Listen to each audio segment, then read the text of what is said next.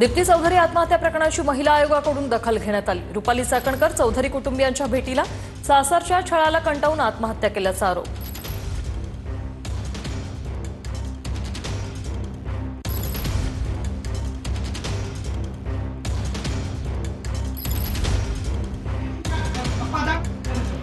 वाईट आम्हालाही वाटलं होतं।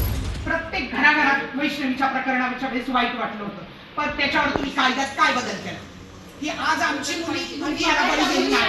काही शिक्षा जर चांगली झाली ना तर कुणीही हिंमत करणं म्हणजे एखाद्या मुलीला आणि बळी गेला नाही पाहिजे तर तिची मास कोणी नाहीये। इतकं टॉर्चर केलं जातं, हे का केलं जातं आणि त्यांना शिक्षा नाहीये चांगली।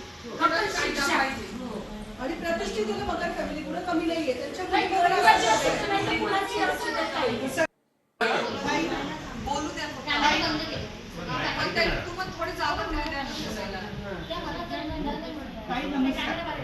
मगर आम्ही सगळे मगर परिवार कायम एक असतो, त्याला कुठल्याही राजकीय प्रकरणाचा आम्हाला वाद करायचा नाहीये।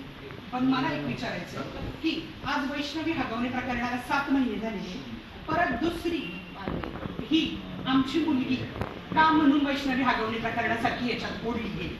दुसरी गोष्ट, तुमच्याही पदावर ताशेरे ओढले गेले। तुम्ही काय कायद्यात बदल केला की आज आमची मगर फॅमिलीतली मुलगी ह्या प्रकरणाला बळी गेली नाही? तुम्ही काय कायदे केले तेव्हाही तुमच्या पदावर आलं होतं। योगेश बोरसे आमचे प्रतिनिधी आपल्यासोबत थेट जोडले गेले आहेत। योगेश, आपण पाहतोय दीप्ती चौधरी यांच्या कुटुंबियांच्या भेटीला रुपाली चाकणकर गेल्यात, काय सांगाल? महिला आयोगाच्या अध्यक्षा रुपाली चाकणकर या ठिकाणी पोहोचलेल्या आहेत आणि आपण पाहू शकतो दीप्ती चौधरींची जी आत्महत्या झाली त्यानंतर त्यांच्या नातेवाईकांशी रुपाली चाकणकर संवाद साधतायत। या ठिकाणी पुरळी कांचनचे पोलीस देखील उपस्थित आहेत आणि या सगळ्या नातेवाईकांची काही मागणी आहे ती मागणी रुपाली चाकणकर ऐकून घेताना पाहायला मिळतात। महिला देखील आक्रमक झाल्याचं आपल्याला पाहायला मिळतं आणि एकूण या सगळ्या घटनेची माहिती आत्ता आपण पाहू शकतो रुपाली चाकणकर जाणून घेताना पाहायला मिळतात।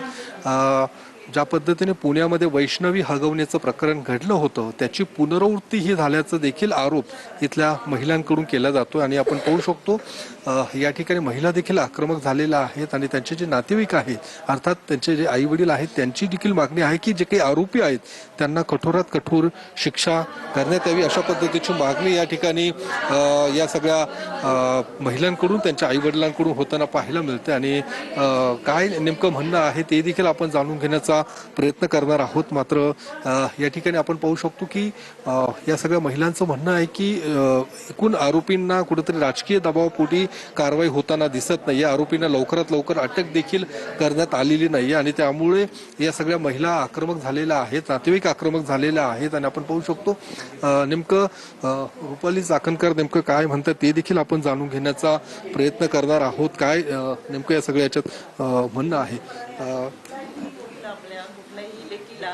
यामध्ये त्रास झाला तर तिने तातडीने कळवलं पाहिजे आणि ठामपणे आपण सगळ्यांनी तिच्या पाठीशी उभं राहिलं पाहिजे। तुम्ही पोलिसांकडे तक्रार केली तर जसं मी आता तुम्हाला सांगितलं की भरोसा असेल, बीट मार्शल, दामिनी पथक, counselling centre, one stop centre हे सगळे त्यासाठी आहेत की सासरी नांदणाऱ्या लेकीला त्रास झाला तर तिच्यासाठी काय तर हे 5 व्यासपीठ आहेत। वन स्टॉप सेंटर पासून म्हणजे अगदी तिला काउन्सिलिंग करणं, तिच्या फॅमिलीचं काउन्सिलिंग करणं, तिला वकील देण्यापासून शेवटच्या क्षणापर्यंत तिची लढाई लढण्यासाठी मोफत वकील असतं आणि हे गोपनीय ठेवलं जातं की अगदी तुमच्या फॅमिलीतली महिला असेल तरी आई वडिलांशिवाय कोणालाही माहित नसतं। म्हणजे हे सगळे जे व्यासपीठ आहेत, वन स्टॉप सेंटरमध्ये सुद्धा ती जाऊन तक्रार करू शकते, काउन्सिलिंग मध्ये जाऊन करू शकते। भरोसा असेल आमच्या टीम वेगळ्या पद्धतीने काम करत असतात। म्हणून मला तुम्हाला रिक्वेस्ट करायची की मागे जो काही झाला असेल त्याच्यामध्ये आपण सगळेजण सहभाग घेऊ। कायदा अतिशय स्ट्रॉंग आहे, कायद्याच्या चौकटीतून ह्या प्रोसेस सगळ्या होत राहतात।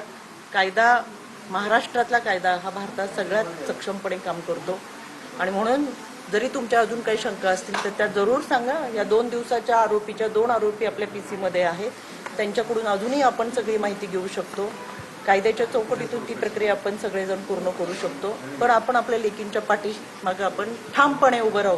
ते आई म्हणून आता आपणच सगळ्यांनी शपथ घेऊया. पण आणि आम्हाला त्या तुमच्याकडून पद्धतीने लोक मदत हवी आहे. तुम्ही म्हणता मी इथलं पहिला- माहेरघर आहे तुमचं, आम्हाला तुमच्याकडून अपेक्षा आहे, तुमच्यावर विश्वास आहे.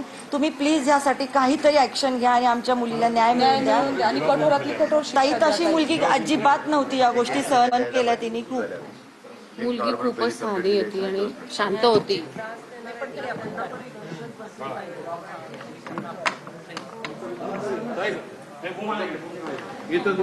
इथे संपवून टाकतात.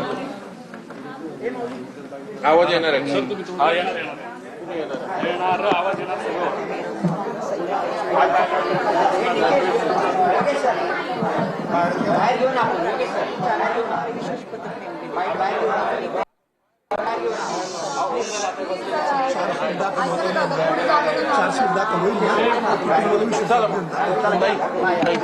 ऐका